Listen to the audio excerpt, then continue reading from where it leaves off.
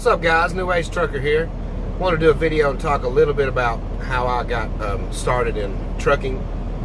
Talk about there's different ways, different options that you can go to obtain your CDL. I started. I've got about 15-20 years experience in retail management and fast food management. And I mean, everybody's got to start somewhere. I started out, working fast food when I was like 15, 16 years old.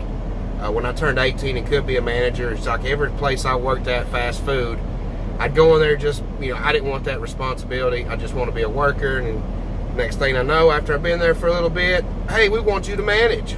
You've just got that skill to be a manager. So I always become a manager. And then I was working at Papa John's managing. I worked there off and on for years. There in the town I live in, Cleveland, Tennessee, I managed at a lot of the fast food places. But then I started just driving. After I went from driving back to management, and then I went back to driving. And I was just kind of tired of it, so I checked in. My cousin, he drove for another company, and he was on a gravy dedicated run. We run out to Anaheim, California every week and back. Was off, he'd get home Thursday night, off Thursday night, Friday night, Saturday night, and all day Sunday, and leave out Sunday like 10 o'clock. So I looked into it, and I got a grant there in Tennessee. If anybody there in Tennessee is interested in becoming a truck driver, me personally, I would recommend Chat State. That's the route that I went.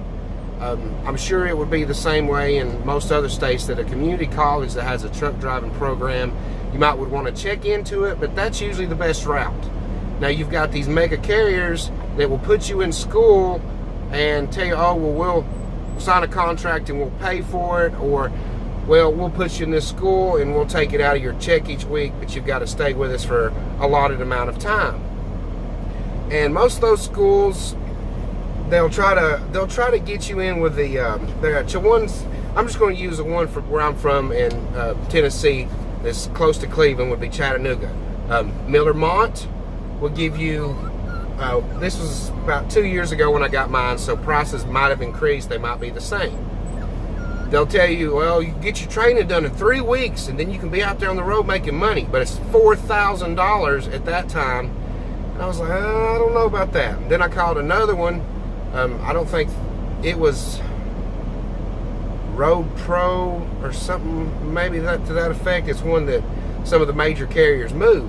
Well, they was wanting $7,000, but we'll get you out in 3 weeks. And it's like, I don't believe, me personally, unless you've been in a truck, not a pickup truck, but unless you've actually been in one of these big trucks and rode and had any kind of experience driving one at all, that would be the basis of maybe you are older and back before all these regulations were out, and it was a little bit easier for you to maybe drive a friend or family's truck. You need more than 3 weeks of training.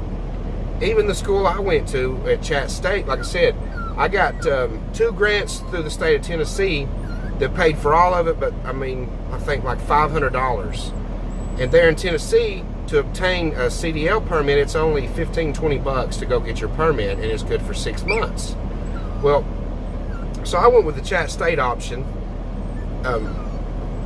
and it was 6 weeks, and they did an excellent job. The first day I was in a truck, hands-on, driving that day because I had my permit. And they got you out there doing the pre-trip with your other classmates. When you ain't driving, you're focusing on doing the backing there. But then when you get out here in the real world, it's a lot different. And I trained, I drove with my cousin and was under training pay for a year. And I know a lot of people say, oh, that's a long time. But yeah, it could be. But and then honestly, with that route I was on, I didn't get any training driving in the snow because we was on a route from Tunnel Hill, Georgia to Anaheim, California. And that year of training, I think really helped me out a lot to be the type of driver that I am today. And then, you know, on my own, I've kind of got with a little bit of the snow driving, but I'm still, I don't know about the driving in the mountains of snow and chaining up. That's just something that I'm going to try to avoid as long as I can, if you know what I mean. But a lot of these companies, I've seen some of the bigger companies, I'm not going to mention names, but, you know, they take a driver that's been 3 weeks and made him a trainer and had a driver with him that she'd been driving 3 days. My cousin's seen them out in Anaheim, and hell, they couldn't even back a truck into a spot bobtail. And those people have no business being in a truck together, because someone that's only got 3 weeks, don't matter if they was in a school, you know, for 6 weeks, they only got 3 weeks out there of experience. They do not need to be in a truck teaching another individual how to drive, because they still don't know how to drive. Yeah, this is not that bad of driving. Once you get over the sheer, you know, thinking in your head the size of this truck and the trailer that you're pulling, and you got a 53-foot trailer behind you, and this truck's like 13 feet or more. I mean, you're looking at 70-something feet on average usually. It's not that bad, but at the same time, you have to respect it. Because if you do not respect it, is the old saying, it'll bite you in the boo-boo. You know what I mean? That's too many drivers get out here, not experienced enough, and these bigger companies just let them go. And this nonsense of this ELD making things safer and making it to where they can just put a body in a seat is ridiculous, and that's what leads to all the high crashes of these drivers out here, you know, not paying attention.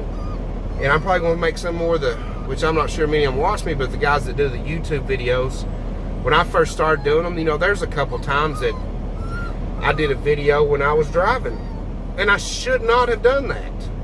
But I see guys, that some of the bigger guys, doing a video, and they're actually talking to the camera while they're going down the road, and that's ridiculous. That's not safe driving.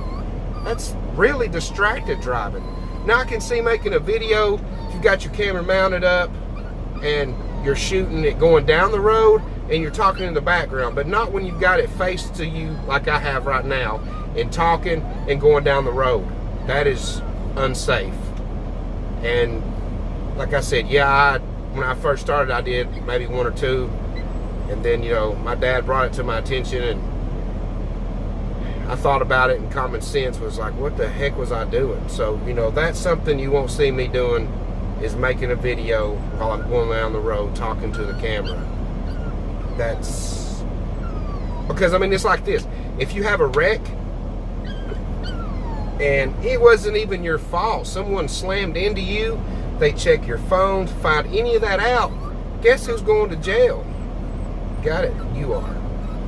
But guys, I just wanted to do a video telling you about your options. If anybody's interested in getting their CDL, I would look into a community college, because that's a really cheaper option. You get more training for less money, and that's always a plus. And if you're in the Tennessee area next to Chattanooga, I would highly recommend Chattanooga State. I know when I was there, Shaw Industries, that was one of 3 schools that they actually used. And Shaw Industries is a pretty big company. They were offering me $80,000 a year right out of the gate. But I had signed, you know, well, didn't sign, but I had already made an agreement with that company my cousin worked for, and I'm a man of my word, so that's what I went with. But guys, thanks for watching. Remember, like, share, subscribe, and keep on trucking.